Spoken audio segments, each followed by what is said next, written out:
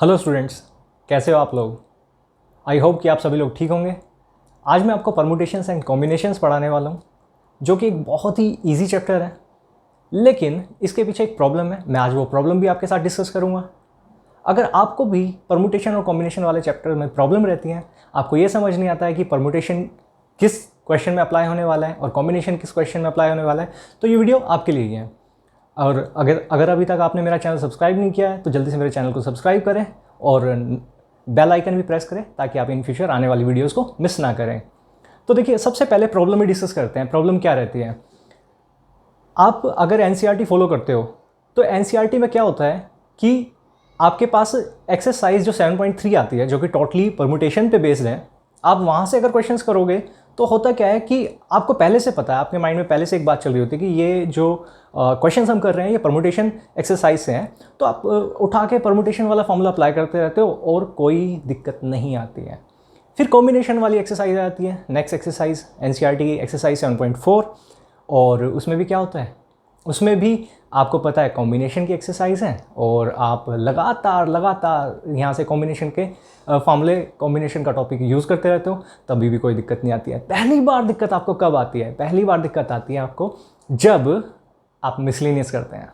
Miscellaneous में आपको ये नहीं पता होता कि कौन सा क्वेश्चन परमुटेशन का है, कौन सा क्वेश्चन कॉम्बिनेशन का है, तो आपको क्या होती है, वहाँ पे परेशानी होती है। और कुछ क्वेश्चंस तो ऐसे भी मिलेंगे जिसमें परमुटेशन भी अप्लाई होगी और कॉम्बिनेशन भी अप्लाई होगा। तो देखते हैं यहाँ पे प्रॉब्लम तो मैंने आपसे डिस्कस कर ली। अब यहाँ पे समझते हैं कि परमुटेशन का बेसिक कॉन्सेप्ट क्या है। देखिए, जो परमुटेशन होता है, सबसे पहली बात तो परमुटेशन और कॉम्बिनेशन में आप नंबर ऑफ वेज चेक करते हैं कि मतलब किसी भी चीज़ को, किसी भी नंबर ऑफ ऑब्जेक्ट्स को हम कैसे अरेंज कर सकते हैं। सबसे पहले आप एक बात समझ लीजिए, मैथ्स में ऑब्जेक्ट का मतलब क्या होता है। मैथ्स में ऑब्जेक्ट वर्ड का मतलब होता है, मैं लिख देता हूँ, ऑब्जेक्ट। मैथ्स में ऑब्जेक्ट वर्ड का मतलब होता है anything which you can count. आप जिस भी चीज़ को काउंट कर सकते हैं। जैसे आपके पास मान लीजिए कोई भी ऑब्जेक्ट है, नंबर ऑफ बुक्स हैं, आप अपनी क्लास में नंबर ऑफ स्टूडेंट्स को काउंट कर लेते हैं। जो हर एक चीज़ है जिसको भी आप काउंट कर सकते हैं, मैथ्स में उसको हम ऑब्जेक्ट बोलते हैं। तो हम यहाँ से क्या बात करते हैं, ऑब्जेक्ट्स को कितने वेज में अरेंज कर सकते हैं और किस तरीके से हम किसी को भी सेलेक्ट कर सकते हैं। तो यहाँ पे परमुटेशन को समझते हैं। सबसे पहले परमुटेशन है क्या? परमुटेशन वर्ड का मतलब होता है अपने आप में ही, मैं P stands for permutation. Permutation का मतलब होता है अरेंजमेंट। अब देखिए, अरेंजमेंट का मतलब क्या हुआ। अरेंजमेंट का मतलब हुआ, एक बार समझते हैं। जैसे हमारे पास यहाँ से आप सपोज करो कि कुछ लेटर्स हैं, बड़ा सिंपल सा एग्जांपल लेंगे। हमारे पास कुछ लेटर्स है ABCD, और आपको यहाँ से क्या करना है, कुछ वर्ड्स फॉर्म करने हैं। वर्ड्स फॉर्म करने का मतलब है जिसमें यहाँ से आप कितने वर्ड्स इन लेटर्स को पिक करके फॉर्म कर सकते हैं, और आपको विद और विदाउट मीनिंग यहाँ से देखना है कि कितने वर्ड्स आप यहाँ से फॉर्म कर सकते हैं। एक काम करते हैं, अभी 2 लेटर वर्ड्स के बारे में सोचते हैं, और आप यहाँ पे मैथ्स में मान के चलिएगा, आप विद और विदाउट मीनिंग जो है वर्ड्स देखेंगे, क्योंकि आपको नहीं पता होगा कि किस वर्ड का मीनिंग है या किसका नहीं है। क्योंकि इंग्लिश लैंग्वेज में बहुत सारे वर्ड्स हैं, हमें हर एक वर्ड का मतलब भी नहीं पता। बहुत से वर्ड्स ऐसे भी हैं जो आपके सामने आएंगे, आपको ये भी नहीं पता चलेगा कि इंग्लिश लैंग्वेज में वो कोई वर्ड है भी या नहीं, उसका कुछ मीनिंग है भी या नहीं। तो जैसे मान लो, अगर आप यहाँ से वर्ड्स फॉर्म करते हो तो यहाँ से एक वर्ड फॉर्म हो जाएगा AB, और दूसरा वर्ड और कोई चेक करते हैं। जैसे यहाँ से हो जाएगा next word AC, next word क्या हो जाएगा AD, ABACAD। ये अरेंजमेंट हो सकती है। और क्या अरेंजमेंट हो सकती है यहाँ से अब देखिए BABC एंड BD, ये भी अरेंजमेंट पॉसिबल है। अगर मैं 2 लेटर वाले वर्ड की बात करूं तो ये वर्ड्स बन सकते हैं। ऐसे ही यहाँ से बन सकते हैं CACBCD, और यहाँ से और क्या वर्ड्स बन सकते हैं, AB, नहीं A तो हो गया था, D से DADB और DC। अब देखो, ये अरेंजमेंट है। अरेंजमेंट में सबसे पहली बात आपको जो ध्यान रखनी है, अरेंजमेंट का मतलब होता है जहां पर ऑर्डर मैटर करता है। ऑर्डर मैटर्स ऑर्डर मैटर करने का मतलब है, जैसे मैंने ये लिखा ए बी एक वर्ड बनाया और ये बी ए एक वर्ड बना, तो अब आप देखो यहाँ पे दोनों में मैंने दो ही लेटर्स को अरेंज किया, एक ए को एक बी को। लेकिन आप ये इस बात समझ सकते हो कि इंग्लिश लैंग्वेज में अगर कोई वर्ड होगा ए बी या बी ए तो वो अलग अलग वर्ड्स होंगे। जैसे 2 लेटर वाला वर्ड हम यहाँ से मान लो गो की बात करते हैं, जी ओ गो, या फिर इसको कैपिटल्स में लिख लेते हैं, चलो जी ओ, तो ये एक अलग वर्ड होगा और ओ जी एक अलग वर्ड होगा। तो यहाँ से हमारे पास ये वर्ड्स आए, तो इसमें आपको अरेंजमेंट में यही समझना है कि ऑर्डर मैटर करता है। अब देखो यहाँ पे मैंने कुछ केसेस और छोड़ दिए हैं, और कुछ भी केसेस बन सकते हैं और अरेंजमेंट्स भी बन सकती हैं। अभी जैसे यहाँ पे 12 केस बने हैं, इसमें आप एक बात नोटिस कर सकते हो कि यहाँ पर मैंने रिपीट करने वाले वर्ड्स नहीं लिए। मतलब यहाँ से ऐसे भी तो हो सकता था, A A B B C C D D. तो अब आप यहाँ से एक बात और समझ लो कि जब कभी भी हम अरेंजमेंट करते हैं तो अरेंजमेंट दो तरह की होगी, दो किस्म की होगी अरेंजमेंट। एक वो अरेंजमेंट जिसमें रेपिटेशन अलाउड होगी और एक वो अरेंजमेंट जिसमें रेपिटेशन अलाउड नहीं होगी। तो अब आप यहाँ पे देखो कि ये तो एक एग्जांपल हो गया वर्ड फॉर्म करने वाला, ठीक है। अब और कोई एग्जांपल देखते हैं, परमुटेशन को और डिटेल में समझते हैं। लेकिन आप हमेशा याद रखना परमुटेशन का मतलब होता है अरेंजमेंट, अरेंजमेंट जहाँ पर ऑर्डर मैटर करता है। परमुटेशन के और यहाँ से अरेंजमेंट के अगर हम और एग्जांपल्स की बात करें तो जैसे मान लीजिए आपके पास कुछ डिजिट्स अवेलेबल है और उन डिजिट से आपको क्या करना है, एक नंबर फॉर्म करना है। तो वो भी क्या होगा, जैसे मान लो हमारे पास हम एटीएम का पिन ही बनाने जा रहे हैं और हमारे पास 0 से लेकर 9 तक डिजिट्स अवेलेबल होती हैं, यानी कि कितनी डिजिट्स अवेलेबल हो गई हमारे पास, 10 डिजिट अवेलेबल है।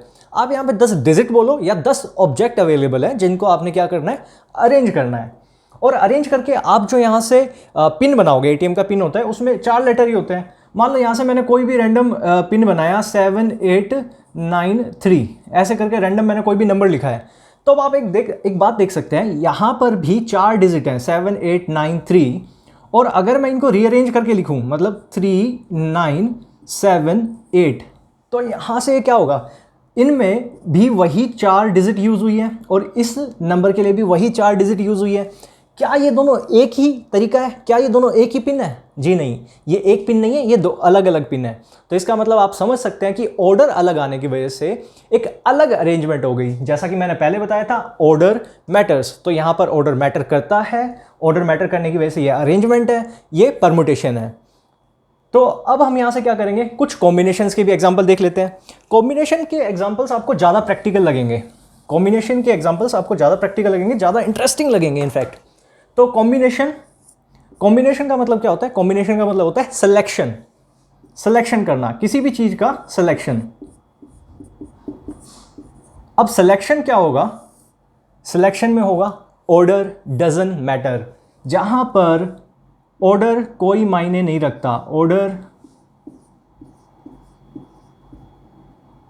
Doesn't matter.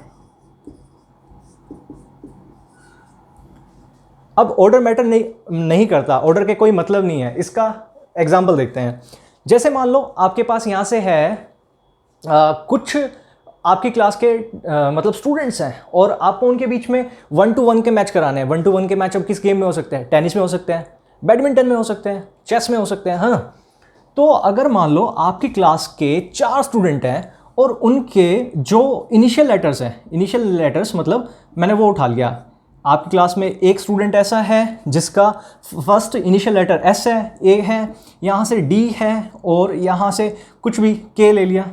तो जैसे मान लीजिए यहाँ से सनी, अरविंद, दीपक और यहाँ से ये हो गया कुलदीप, कोई भी नाम है, यहाँ से ये 4 नाम आ गए यहाँ से। तो अब देखिए होगा क्या, मैंने उनके सिर्फ इनिशियल लेटर लिखे हैं। अब आपको क्या करना है, अब आपको इनके बीच में चेस का एक मैच कराना है। तो मैंने कहा यहाँ से सनी और अरविंद के बीच में एक मैच कराना है। तो अब हमने सिलेक्शन किसका कर लिया, सनी का सिलेक्शन कर लिया, सनी आप आ जाओ, अरविंद आप आ जाओ, आपके बीच में यहाँ से मैच हो रहा है। तो अब यहाँ पर ऑर्डर मैटर नहीं करता, मैं ये बोलूँ कि अरविंद और सन्नी के बीच एक मैच होगा, या फिर मैं ऐसे बोलूं कि सन्नी और अरविंद के बीच एक चेस का मैच होगा। तो ये दोनों बातें अलग ही है, ये दो अलग अलग मैच काउंट नहीं होंगे, ये सिर्फ एक मैच होगा। तो इसका मतलब क्या होगा, यहां से टोटल नंबर ऑफ सिलेक्शन जो है वो कम हो जाएगा।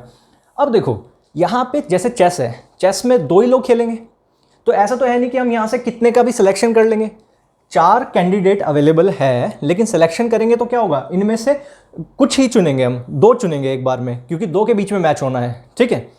तो यहां से सिलेक्शन हो गया सन्नी और अरविंद। तो आप ये बात समझ सकते हैं कि अब यहां से हम अगर सारे मैचेस देखें, कितने मैच करा सकते हैं हम इनके बीच में। अब देखो यहां से एक मैच हो जाएगा सन्नी और अरविंद के बीच में, या फिर ऐसे बोलो अरविंद और सन्नी के बीच में, फिर सन्नी और दीपक के बीच में, फिर यहां से सन्नी और कुलदीप के बीच में, ठीक।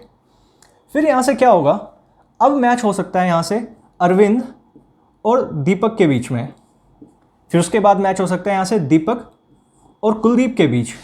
क्या अब मैं यहां से ये मैच लेने वाला हूं, देखिए अगर मैं अरविंद और सन्नी के बीच के मैच की बात करूं, ये हो चुका है, और यहां से सन्नी और दीपक के बीच में मैच हो चुका है, तो ये मैचेस आए। अब लास्ट मैच क्या बचा यहां से सन्नी अरविंद, सन्नी दीपक, सन्नी कुलदीप, अरविंद दीपक, अरविंद कुलदीप, और यहां से अब अच्छा यहां पे अरविंद कुलदीप लिख लेते हैं, चलिए पहले ए वाले कैसे लिख रहे हैं, अरविंद कुलदीप और लास्ट में दीपक कुलदीप। तो यहां से ये 6 सिलेक्शन हुए, ठीक है। तो ये है आपके पास यहां से कॉम्बिनेशन।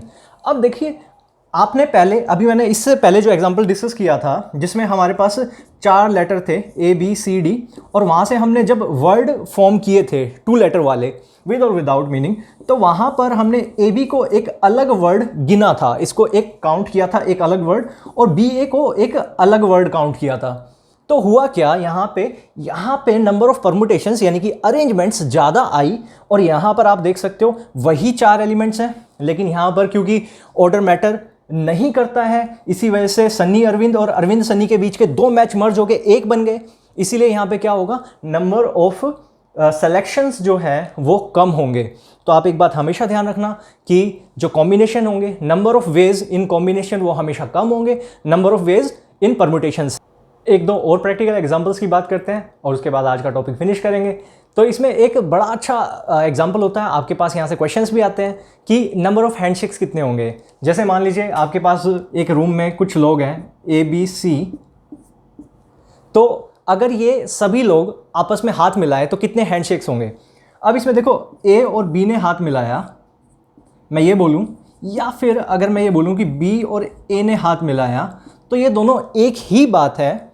एक ही बात होने की वजह से क्या होगा, यहाँ से ये ऑर्डर मैटर नहीं करता, ऑर्डर मैटर नहीं करता तो ये आपका सिलेक्शन होगा, या फिर आप इसको समझ सकते हैं ये कॉम्बिनेशन होगा।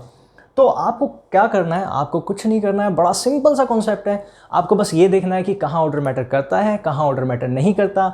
जहाँ ऑर्डर मैटर करेगा वो है अरेंजमेंट, अरेंजमेंट का मतलब हुआ परमुटेशन, और जहाँ ऑर्डर मैटर नहीं करेगा वो होगा आपका कॉम्बिनेशन यानी कि सिलेक्शन। आज मैंने परमुटेशन कॉम्बिनेशन चैप्टर का बेसिक कॉन्सेप्ट डिस्कस किया है, क्योंकि बहुत से स्टूडेंट्स को यहाँ से प्रॉब्लम होती है, उनको यही नहीं पता चल पाता है कि किस क्वेश्चन में परमुटेशन अप्लाई होगी, किस क्वेश्चन में कॉम्बिनेशन अप्लाई होगा। आने वाली वीडियोस में मैं आपको एक्सरसाइज 7.3, 7.4 कराऊंगा, साथ में मिसलेनियस एक्सरसाइज भी कराऊंगा। क्वेश्चंस इतने इंपॉर्टेंट नहीं होते हैं, इंपॉर्टेंट होता है कॉन्सेप्ट। तो कॉन्सेप्ट समझना ज़्यादा ज़रूरी था, क्वेश्चंस तो हम कर लेंगे। आपके जो भी डाउट्स हो आप मुझे कमेंट बॉक्स में बताएं, और अगर आपको समझ आ रहा है तो भी आप यहाँ से मुझे बताएं, और वीडियो के लिए एक लाइक ज़रूर बनता है। और इस वीडियो को अगर आपको काम की लगे तो अपने फ्रेंड्स से शेयर करें, आगे और लोगों को शेयर करें। मैं आपसे जल्दी नेक्स्ट वीडियो में मिलूँगा। Till then bye, take care.